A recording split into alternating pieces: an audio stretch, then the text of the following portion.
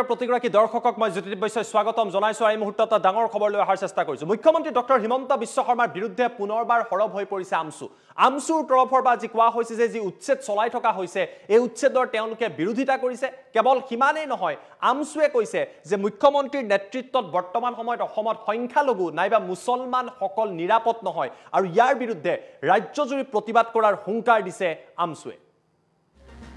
Time at big breaking জনাইছো ডাঙৰ খবৰ। হিমন্ত বিশ্ব শৰ্মা চৰকাৰৰ নেতৃত্বত অসমত সংখ্যালঘু নিৰাপদ নহয় বুলি মন্তব্য কৰা হৈছে আমছুৰ তৰফৰ পৰা। ধাৰাবাহিকভাৱে আমছুৱে প্ৰতিবাদ কৰি আছে আৰু নিৰাপদ নোহোৱাৰ বাবে দিল্লীত গৈ তেওঁলোকে প্ৰতিবাদ কৰিবলগীয়া হৈছে বুলি মন্তব্য কৰিছে। কালিৰ দিনটোত মুখ্যমন্ত্ৰীয়ে কৈছিলে যে ইয়াত মুছলমান নিৰাপদ হৈ আছে আৰু ইয়াৰ প্ৰত্যুত্তৰ আমছুৱে দিয়া পৰিলক্ষিত হৈছে। সৰ্বোচ্চ ন্যায়ালয়ৰ মুখ্য ন্যায়াধীশক তেওঁলোকে স্মাৰক পত্ৰ দিছে। চৰকাৰে ভূমিহীন সংখ্যালঘু লোকৰ মৌলিক অধিকাৰ কাহিনীয়াৰ অভিযোগ উত্থাপন কৰা হৈছে আমছুৰ তৰফৰ পৰা। সংখ্যালঘু লোকক আতংকৰ মাজত জীয়াই ৰখাৰ চেষ্টা কৰা হৈছে বুলি গুৰুতৰ অভিযোগ উত্থাপন কৰিছে সংগঠনটোৱে। আৰু এনে পৰিৱেশত ৰাজ্যৰ সংখ্যালঘু নাইবা মুছলমান নাগৰিকসকল কোনো কাৰণতেই নিৰাপদ নহয় বুলি উল্লেখ কৰিছে। আমছুৰ তৰফৰ পৰা কোৱা হৈছে যে অসমৰ সংখ্যালঘুসকল দিনক দিনে অধিক কম্পমান হৈ পৰিছে। কেতিয়া তেওঁলোকৰ ওপৰত বুলডোজাৰ চলোৱা হয় তাৰ কোনো নিশ্চয়তা নাই বুলি উল্লেখ কৰিছে। কালি মুখ্যমন্ত্ৰীয়ে কৈছিলে যে আমছু নিৰাপদ। কিছু সময়ৰ আগতে আমছুৰ ল'ৰা বজাৰলৈ নোলাইছিলে, আজিকালি তেওঁলোকে প্ৰতিবাদ কৰে আৰু ইয়াৰ প্ৰত্যুত্তৰ দি কৈছে সোণাপুৰত যি উচ্ছেদ চলিছে তাৰ তেওঁলোকে বিৰোধিতা কৰি কৈছে 700 ছাত্ৰ ছাত্ৰীৰ ভৱিষ্যত অন্ধকাৰত গৈছে। এই শিক্ষাৰ্থীসকলৰ দায়িত্ব মুখ্যমন্ত্ৰীয়ে ল'বনে নলয় বুলি আমছুৰ তৰফৰ পৰা প্ৰশ্ন কৰা পৰিলক্ষিত হৈছে।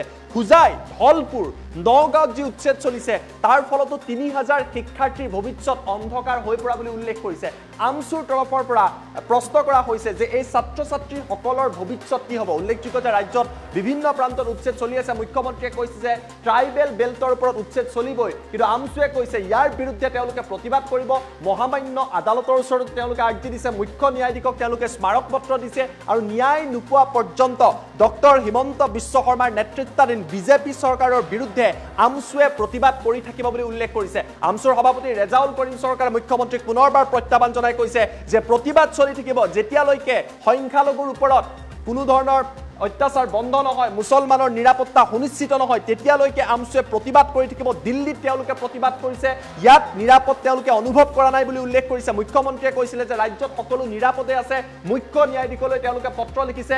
যি ট্ৰাইবেল বেল্টত উচ্ছেদ চলিছে তাৰ তেওঁলোকে বিৰোধিতা কৰি কৈছে যে উচ্ছেদৰ ফলত ছাত্ৰ ছাত্ৰীৰ ভৱিষ্যত অন্ধকাৰ হৈছে, কিন্তু চৰকাৰে স্পষ্টভাৱে কৈছে যে উচ্ছেদ চলাই থকা হ'ব।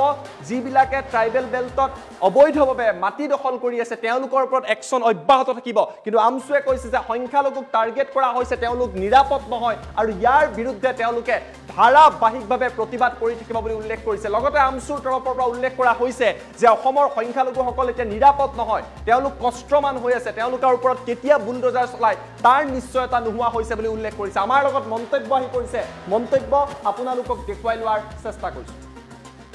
সংখ্যালঘুসকল নিৰাপদ নহয় কাৰণে অসমৰ পৰা গৈ দিল্লীত আমি মহামান্য উচ্চতম ন্যায়ালয়ৰ মুখ্য ন্যায়াধীশগৰাকীক আমি পত্ৰ প্ৰেৰণ কৰিছোঁ। ভাৰতৰ প্ৰধানমন্ত্ৰীক আমি লিখিত আকাৰে জনাইছোঁ, গৃহমন্ত্ৰীক জনাইছোঁ, আমি ৰাষ্ট্ৰীয় মানৱ অধিকাৰ আয়োগ জনাইছোঁ, শিশু অধিকাৰ আয়োগ জনাইছোঁ, আমি মহিলা সুৰক্ষা অধিকাৰ আয়োগক জনাইছোঁ যে অসমৰ সংখ্যালঘুসকলে এই মুহূৰ্তত হিমন্ত বিশ্ব শৰ্মাৰ চৰকাৰৰ নেতৃত্বত নিৰাপদ নহয়। তেওঁ যধে মধে মানুহক, ভূমিহীন মানুহক ভূমি প্ৰদানৰ পৰিৱৰ্তে তেওঁলোকৰ অন্য বস্তু আৰু বাসস্থান যি মৌলিক অধিকাৰ ভাৰতীয় সংবিধান সেইখিনি দিয়াৰ পৰিৱৰ্তে তেওঁলোকক বুলডোজাৰ লগাই ঘৰ বাৰী ভাঙি তেওঁলোকক বেঘৰ কৰি আছে। আজি উজনি অসমত শিৱসাগৰ জিলাৰ সভাপতি আজি দেখিছোঁ যে তেওঁ শ্ৰমিকসকলক যি ধৰণে নিৰ্যাতন কৰি খেদি পঠিয়ালে, 15 লাখ টকা তাক আত্মসাৎ কৰিলে শ্ৰমিকসকলৰ। সেইসকল শ্ৰমিক নিৰাপদে আছেনে? সেইসকল শ্ৰমিকৰ নিৰাপত্তা ক'ত? আজিৰ দিনত মৰাণত চাহ বাগিচাত 20 জন সংখ্যালঘু শ্ৰমিক কৰ্মৰত আছিলে, সেই শ্ৰমিকসকলক তাৰ পৰা খেদি পঠিওৱা হ'ল।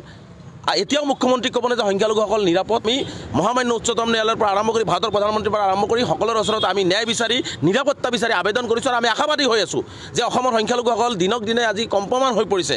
যে ৰাতি কেতিয়াবা আজি গৰাখহনীয়া পীড়িত হৈ আজি ঘৰটো ভাঙি তেওঁলোকে চৰকাৰী ভূমিত গৈছে, ৰাতি শুৱাতেও তেওঁলোকে টোপনি নহয়, কেতিয়া আহি তেওঁলোকৰ ওপৰত বুলডোজাৰ চলাই দিয়ে। আজি সোণাপুৰত যি উচ্ছেদ কৰিলে ট্ৰাইবেল বেল্টবিলাকত, আজি 700 ছাত্ৰ ছাত্ৰীৰ যে শিক্ষাৰ ভৱিষ্যত অন্ধকাৰ ঠেলি দিলে, সেইসকল শিক্ষাৰ নিৰাপত্তা মুখ্যমন্ত্ৰীয়ে লৈছেনে? আজি ধলপুৰত, আজি নগাঁৱত, আজি হোজাইত আজি 3000 ছাত্ৰতে 2 বছৰৰ পৰা উচ্ছেদ কৰি পেলাই তেওঁলোকক যে শিক্ষাৰ পৰা বঞ্চিত কৰিলে, সেই শিক্ষাৰ নিৰাপত্তা তেওঁ লৈছেনে? গতিকে তেওঁ শিক্ষা, ৰাজনৈতিক, সামাজিক সকলো নিৰাপত্তাৰ পৰা তেওঁ আচলতে আঁতৰি আছে আৰু সংখ্যালঘুসকলক তেওঁ তিল তিলকৈ ধ্বংসৰ মুখলৈ ঠেলি দি আছে। গতিকে এইটো আমি কোনো পদ্ধতিতে সহজভাৱে মানি নলওঁ আৰু মুখ্যমন্ত্ৰীক এনেকুৱা কথা নক'বৰ কাৰণে মই পুনৰবাৰ স্পষ্টভাৱে আহ্বান জনাইছোঁ। আৰু মুখ্যমন্ত্ৰীৰ এনেকুৱা ধৰণৰ সংখ্যালঘুক নিধনযোগ্য, সংখ্যালঘুক বেঘৰ কৰা, সংখ্যালঘুৰ ওপৰত নিৰ্মম অত্যাচাৰ কৰা, আমি যিহেতু আৰ্জি দিছোঁ, এইবিলাক যদি কোনো ধৰণৰ ন্যায় আমি নাপাওঁ, আমি গণতান্ত্ৰিকভাৱে আমি ৰাজপথত আমি ওলাই আহিম আৰু তাৰ বাবে যদি কোনো অপ্ৰীতিকৰ পৰিস্থিতিতে সম্পূৰ্ণ মুখ্যমন্ত্ৰী জগৰীয়া হ'ব। আৰু লগতে মুখ্যমন্ত্ৰীয়ে আৰু এটা কথা স্পষ্টকৈ কৈছে যে আমছুৱে এটা অৰাজনৈতিক ছাত্ৰ সংগঠন, গণতান্ত্ৰিক ছাত্ৰ সংগঠন। গতিকে ইয়াত গণতান্ত্ৰিকভাৱে আমি কথা কমেই, গণতান্ত্ৰিকভাৱে আমাৰ অধিকাৰৰ কাৰণে কম। তাত আমাক জেলৰ ভয় দেখুৱাই, আমাক পুলিচৰ লাঠিৰ কোব দেখুৱাই 1980 চনৰ পৰা অবিৰতভাৱে অসমখনৰ কাৰণে, অসমৰ সংখ্যালঘু জনগণৰ কাৰণে, অসমৰ আৰ্থসামাজিক উন্নয়নৰ কাৰণে সদৌ অসম সংখ্যালঘু ছাত্ৰীজনৰ মাত মাতি আহিছে আৰু মাত মাতি যাব। তাত আমাক লাঠিৰ ভয় দেখুৱাই, বন্দুকৰ ভয় দেখুৱাই, পুলিচৰ ভয় দেখুৱাই লাভ নাই। আমি গণতান্ত্ৰিকভাৱে আমাৰ কথাখিনি আমি কৰি যাম। আৰু অসমত সংখ্যালঘুসকল নিৰাপদ নহয় কাৰণে অসমৰ পৰা গৈ দিল্লীত আমি মহামান্য উচ্চতম ন্যায়ালয়ৰ মুখ্য ন্যায়াধীশগৰাকীক আমি পত্ৰ প্ৰেৰণ কৰিছোঁ। ভাৰতৰ প্ৰধানমন্ত্ৰীক আমি লিখিত আকাৰে জনাইছোঁ, গৃহমন্ত্ৰীক জনাইছোঁ, আমি ৰাষ্ট্ৰীয় মানৱ অধিকাৰ আয়োগ জনাইছোঁ, শিশু অধিকাৰ আয়োগ জনাইছোঁ, আমি মহিলা সুৰক্ষা অধিকাৰ আয়োগক জনাইছোঁ যে অসমৰ সংখ্যালঘুসকলে এই মুহূৰ্তত হিমন্ত বিশ্ব শৰ্মাৰ চৰকাৰৰ নেতৃত্বত নিৰাপদ নহয়। তেওঁ যধে মধে মানুহক, ভূমিহীন মানুহক ভূমি প্ৰদানৰ পৰিৱৰ্তে তেওঁলোকৰ অন্য বস্তু আৰু বাসস্থান যি মৌলিক অধিকাৰ ভাৰতীয় সংবিধান সেইখিনি দিয়াৰ পৰিৱৰ্তে তেওঁলোকক বুলডোজাৰ লগাই ঘৰ বাৰী ভাঙি তেওঁলোকক বেঘৰ কৰি আছে। আজি উজনি অসমত শিৱসাগৰ জিলাৰ সভাপতি আজি দেখিছোঁ যে তেওঁ শ্ৰমিকসকলক যিধৰণে নিৰ্যাতন কৰি খেদি পঠিয়ালে, 15 লাখ টকা তাক আত্মসাৎ কৰিলে শ্ৰমিকসকলৰ, সেইসকল শ্ৰমিক নিৰাপদে আছেনে? সেইসকল শ্ৰমিকৰ নিৰাপত্তা ক'ত? আজিৰ দিনত মৰাণত চাহ বাগিচাত 20 জন সংখ্যালঘু শ্ৰমিক কৰ্মৰত আছিলে, সেই শ্ৰমিকসকলক তাৰ পৰা খেদি পঠিওৱা হ'ল। এতিয়াও মুখ্যমন্ত্ৰী ক'বনে যে সংখ্যালঘুসকল নিৰাপদ? আমি মহামান্য উচ্চতম ন্যায়ালয়ৰ পৰা আৰম্ভ কৰি ভাৰতৰ প্ৰধানমন্ত্ৰীৰ পৰা আৰম্ভ কৰি সকলোৰে ওচৰত আমি ন্যায় বিচাৰি, নিৰাপত্তা বিচাৰি আবেদন কৰিছোঁ আৰু আমি আশাবাদী হৈ আছোঁ যে অসমৰ সংখ্যালঘুসকল দিনক দিনে আজি কম্পমান হৈ পৰিছে। যে ৰাতি কেতিয়াবা আজি গৰাখহনীয়া পীড়িত হৈ আজি ঘৰটো ভাঙি তেওঁলোকে চৰকাৰী ভূমিত গৈছে, ৰাতি শুৱাতেও তেওঁলোকে টোপনি নহয়, কেতিয়া আহি তেওঁলোকৰ ওপৰত বুলডোজাৰ চলাই দিয়ে। আজি সোণাপুৰত যি উচ্ছেদ কৰিলে ট্ৰাইবেল বেলবিলাকত, আজি 700 ছাত্ৰ ছাত্ৰীৰ যে শিক্ষাৰ ভৱিষ্যত অন্ধকাৰ ঠেলি দিলে, সেইসকল শিক্ষাৰ নিৰাপত্তা মুখ্যমন্ত্ৰীয়ে লৈছেনে? আজি ধলপুৰত, আজি নগাঁৱত, আজি হোজাইত আজি 3000 ছাত্ৰতে 2 বছৰৰ পৰা উচ্ছেদ কৰি পেলাই তেওঁলোকক যে শিক্ষাৰ পৰা বঞ্চিত কৰিলে, সেই শিক্ষাৰ নিৰাপত্তা তেওঁ লৈছেনে?